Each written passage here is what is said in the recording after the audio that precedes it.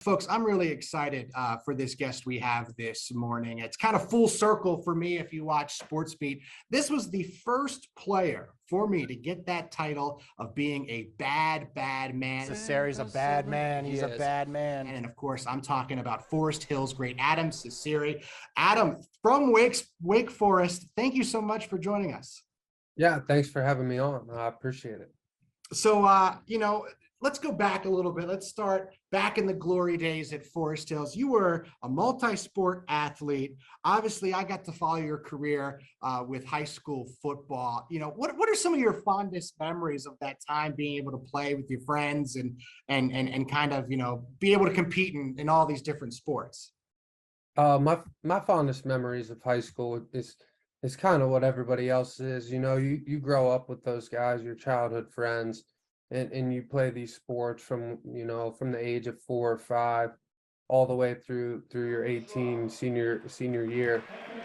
So when you get to cherish those days every single day of like sitting down at the lunch table with your friends who you love, and then you get to hang out with them even more after class and after school's over. So with all the wins and all the great successes that teams at Forest Hills has had and still have, the best memories are the ones of just like riding on the bus with your teammates, celebrating with your teammates post win, and even through losses, just like hanging out with the guys who you really get along with every day. You had over 1,000 points in basketball. In football, you had over 7,000 passing yards, over 2,100 rushing yards as a quarterback as well over your career. Your senior year of high school baseball, you hit 500. I mean, what was it that sold you on baseball? Was baseball always your favorite sport? What was it that made you decide to go to the baseball route in college? Yeah, baseball was my first passion from when I was a young kid. I started playing it the earliest, and my mom will tell you I would never want to go to basketball practice as a young kid. I dreaded it. And then football and pee-wee football. If you were over 100 pounds, they wouldn't let you run the football. I was a 6'6" sixth grader, so I wasn't able. I had to play offensive line, so it was just like baseball took the lead early, and then I had a great time playing all 3 sports, and I took them all very seriously. I went to a lot of football camps, a lot of college visits for football, and same with baseball. But it turned out at the end of the day, my best opportunity was to be a baseball player, and I know I made the right decision. Yeah, for sure. And I know, kids these days, there's been a phase where some kids want to focus on one sport, and maybe not play others because they think their best chance is in baseball, their best chance is in football. They got to focus. But for you, playing all these sports, the success you had in all of these sports, you probably get to use a lot of the skills from football, from basketball in your baseball playing days now. Yeah, no doubt about it. And people have different philosophies on what they want to do, and some people want to focus on one sport and take it extremely seriously, and that's okay. It's all up to the decision for them. But from my standpoint, really just the competitiveness of the 3 different versions of the sport. Football, it's a sport where you're going hard for 10 seconds every play. Basketball, it's an up and down game. In baseball, it's more of a, control your emotions type game. And I really think I benefit from having the experiences of all 3, as well as the athletic movements of all 3. So it was great. I would never consider, if I had to go back through high school, I would never consider not playing one, because I feel like they've just benefited me as a person too, as well as an athlete. And what's funny was when you mentioned about pee-wee football, there's a weight limit and you couldn't run the ball if you're over 100 pounds. But, I felt like watching you run the football as a quarterback sometimes, that they may have needed to make some of these rules for you. Because we referred to you, of course, as a bad man. I think one time I said I was afraid of you. The Rangers would answer, and it's Adam Cecere, who scares me, putting his team on his back into the end zone for the score. And I feel like you were able to use your size in that way in football, especially running the football, man. We have a lot of highlights of you running people over. How fun was that when you have that size to be able to utilize it? Uh, it's great and it's a blessing. I was blessed with great genetics. I was blessed with a great strength program, a great strength trainer who I worked out with all of high school. Um, and it was fun. And I always talk with my pops about, when that helmet would go on, whether it was football or baseball, like I'm just a different person. I feel personable off the field and happy, kind. I put that helmet on and it's just like it's just something, and you can ask, I'm sure, other athletes and they feel the exact same way. That's when the light switch goes on and you become truly a bad, bad man. I want to talk about your time at Wake Forest right now. As of this recording, as we're talking, Wake Forest is ranked in the top 10 in the nation. You're in the top 8 with 7 home runs so far. Talk about your experience at Wake Forest and some of the recent success you guys have been having this year. Yeah, my experience at Wake Forest has been unbelievable. And as Coach Tom Walters from Johnstown, Pennsylvania, and he kind of brings that Cambria County mentality, down here in North Carolina a little bit, where it's like, you got to get after it every single day with hard work, blue collar work.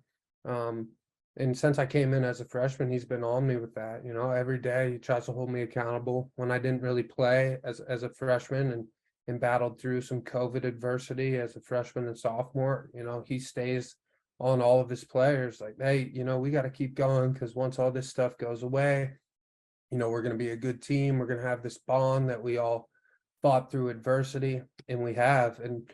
And I feel like last year it started with a 41 win season out of 56 games, and that was able to really, bring some confidence in players returning, as well as momentum to get this program to the top of the country where it is right now. And we've had a lot of recent success this year. We've got a bunch of great players.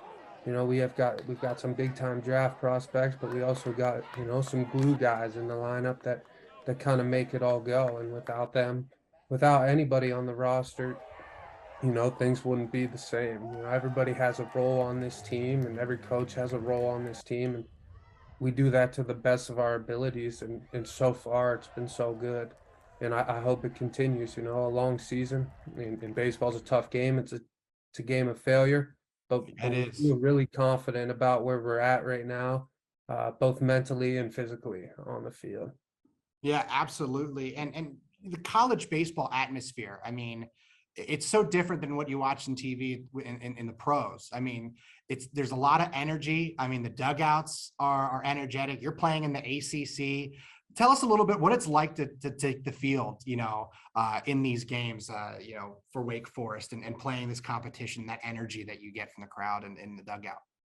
Yeah, it's awesome. It's something you don't want to take for granted. Every single day I've run out to left field and I kind of just look around and I'm like, you only get to do this for a limited amount of time. And whether you play professional for 20 years or you don't get the chance to play professional, baseball's a game that's going to come and go as time does. So every time I run out there, my parents are always in the crowd every weekend. Give them a look, say a prayer, just think about all, the hard work that you put in and you don't want to take it for granted that you're out there. It's not just another game every single day. It's, you're playing high level baseball that a lot of people would love the opportunity to be right where you were, and understanding that is a big part in having success at this level, no doubt. And finally, I just want to, you talked about the Cambria County mentality that's been kind of, working down there in North Carolina. And I mean, you even come back and have played baseball for the Triple ABA in Johnstown. What are some of the things that Cambria County, growing up in Cambria County, playing at Forest Hills, that you've learned there, that you've taken with you to Wake Forest and have been able to find success? Relationships, I think that's the biggest one. You and I have had a relationship over Twitter, and I think this is the first time you've gotten to interview me. But just understanding you know, that the people back home want to see you succeed.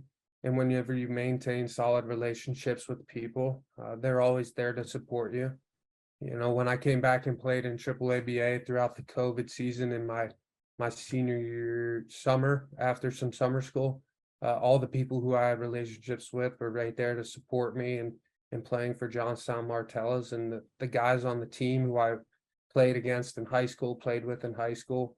You know, we still maintain that solid relationship to just be able to support one another on the field. And I know a lot of guys in Cambria County who are in college playing sports or in college studying something extremely challenging, who lean back on their friends and family and just community members back home. And that's the best part about Cambria County, is I say it's that small town feel where everybody knows everybody. And I think that that's a really good thing. And I always appreciate the support from everybody back home, no doubt. I know the folks here are rooting for you, and we're excited to continue to watch your success and your team's success, and hopefully see you in the College World Series this year.